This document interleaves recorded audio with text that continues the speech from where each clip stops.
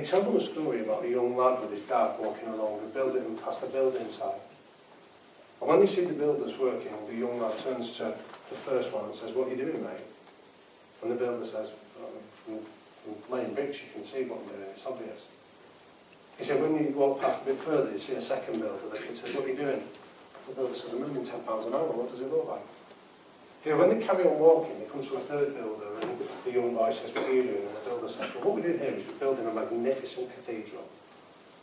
He said, "And one day I'm going to be proud to bring my children back here and tell them that their dad contributed to this fantastic building."